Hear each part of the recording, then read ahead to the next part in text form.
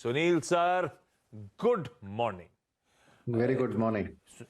Sunil sir, ये बहुत कुछ बदल गया लास्ट टाइम जब आपसे बातचीत करी, और इस बीच खासतौर पर पिछले 3-4 दिनों की कहानी तो अलग ही निकल के आ गई एकदम से। ये सिलिकॉन वैली बैंक का कोलैप्स, ये हाँ, कभी सुना भी नहीं था। ऐसा कोई बैंक भी है यूएस में। उसके कोलैप्स से हम यहाँ पे पतले क्यों होते चले जा रहे हैं? आपने एक्सेस करने की कोशिश करी इस एसवीबी का दरअसल कोई इंडिया इंपैक्ट है या नहीं है? देखिए, एक इकोनॉमी और एक फाइनेंशियल मार्केट के तौर पर जीरो इम्पैक्ट है। हाँ, ओके, मगर स्टॉक मार्केट की हालत वही नहीं हो सकती है। क्यों, मैं बता रहा हूं ना। हाँ, ये सिलिकॉन वैली बैंक, देखिए, हर साल यूएस में 500 से 600 बैंक कोलैप्स होते हैं। 500 से 600, क्योंकि ये सब मिड साइज छोटी छोटी बैंकें बहुत है उधर, और वहां पे कंप्लीटली गवर्नमेंट ओन्ड ऐसी बैंक्स नहीं होती है ना। तो ये कोलैप्स एक नॉर्मल पार्ट ऑफ कैपिटलिज्म है। अब इसका जो इम्पैक्ट इंडियन स्टॉक मार्केट में आ रहा है वो क्यों, उसको समझने के लिए आपको ये समझना चाहिए कि हर बैंक लिक्विडिटी के तौर पर, इंडिया में भी आपको एसएलआर की बात आपने सुना होगा कि स्टैट्यूटरी लिक्विडिटी रेशियो, यानी कोई भी बैंक करीबन 9 दफा अपने जो डिपॉजिट का बेस है उसके 8 या 9 टाइम्स मार्केट में बोरोइंग कर सकती है अपने नेटवर्थ के ऊपर, राइट।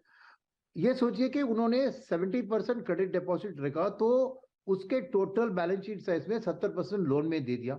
बाकी का जो 30% होता है इंडिया में ना, उसमें 21% आपको एसएलआर स्टैट्यूटरी लिक्विड रेशियो में जाता है, और 4% वो सीआरआर में जाता है। बाकी अब जनरली इंडियन बैंक्स में थोड़ा और ज्यादा वो अपना गवर्नमेंट सिक्योरिटीज को लिक्विडिटी के तौर पर रखते हैं, तो 29-30% रखते हैं, इसलिए 70% क्रेडिट डिपॉजिट रेशियो आता है। अब यूएस में ऐसा रेगुलेशन नहीं है। अब उधर क्या हुआ, जैसे सिलिकॉन वैली बैंक देखो क्या हुआ है कि उन्होंने, क्योंकि वो एक फोकस्ड एरिया पे ही लेंडिंग करती है, जैसे स्टार्टअप्स, वहां पे उनको एक स्टार्टअप का रिसेंट जो प्रॉब्लम चल रहा था उसके कारण वो स्टार्टअप्स को उतना लेंडिंग नहीं करना चाहती थी। तो अगर पैसा इकट्ठा किया उन्होंने, यही जो स्टार्टअप्स जो उनसे बोरो करते हैं, इसी तरह के स्टार्टअप जिनको बोरोइंग की जरूरत नहीं है, वो डिपॉजिट के तौर पर सिलिकॉन वैली बैंक को उन्होंने पैसा दे दिया है। तो उनके पास ढेर सारा डिपॉजिट पड़ा था, लेंडिंग के लिए उतना मौका नहीं है क्योंकि माहौल ठीक नहीं था। तो उन्होंने जाके क्या सोचा था कि सेफ है, government security, US government security, उसमें अपना पैसे को पार्क कर लिया था। अब इश्यू क्या होती है कि दो चीज, अब जब गवर्नमेंट सिक्योरिटी में पार्क करते हैं तो दो तरह के होते हैं, एक होता है अवेलेबल फॉर सेल, एक तो होता है हेल्ड टू मैच्योरिटी।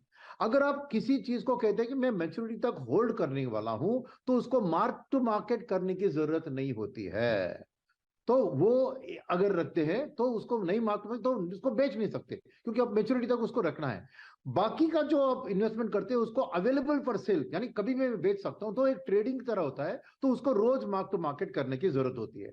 अब सिलिकॉन वैली बैंक ने ज्यादातर अवेलेबल फॉर सेल में रखा, क्योंकि उनको अगर फ्रेश लेंडिंग की जरूरत पड़े तो इजीली, आसानी से वो गवर्नमेंट सिक्योरिटी को लिक्विडेट करके वो उस लेंडिंग को शुरू कर सकते हैं वापस। ऐसी हालत में इसी टाइम फ्रेम पिछले साल 1.5 साल में फेड ने इंटरेस्ट रेट को जबरदस्त बढ़ा दिया ना, करीबन 4-5% बढ़ा दिया। तो लॉन्ग टर्म बॉन्ड्स, 30 साल वाले बॉन्ड में क्या होता है कि उनकी दाम गिरती है, क्योंकि जब रेट्स बढ़ती है बॉन्ड का दाम गिरता है। तो उनके अवेलेबल फॉर सेल पोर्टफोलियो में भयंकर मार्क टू मार्केट लॉसेस चढ़ रहे थे, राइट। तो क्या हुआ फिर, उनको किसी एक डिपॉजिटर ने थोड़ा पैसा निकाला, तो उनको ये गवर्नमेंट सिक्योरिटीज लॉस पे बेचना पड़ा। एक होती है बुक वैल्यू जो लॉस पे दिखता है, दूसरा होता है एक्चुअल कैश लॉस सफर करना। तो इनका करीबन $2 बिलियन उन्होंने कैश लॉस उठाया। वो खबर जब फैली तो बाकी डिपॉजिटर्स थोड़ा डर गए, तो पैसा निकालने के लिए उन्होंने रिडम्पशन रिक्वेस्ट डाला डिपॉजिट से। तो नेचुरली ये होता है रन ऑन द बैंक। तो जैसे आपने समझा, ये बहुत एक sharp rise in US interest rates और एक तरह का रिस्क से मिसमैनेजमेंट, क्योंकि पैसा उनको शॉर्ट टर्म में रखना था, लॉन्ग टर्म ट्रेजरी में नहीं डालना था। अगर उनको वापस जरूरत है तो शॉर्ट टर्म 90 डे पेपर ऐसे में जाके रोल ओवर करना बेहतर चीज होता।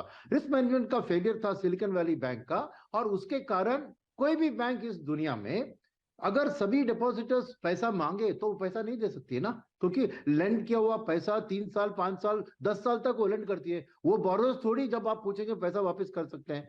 तो ये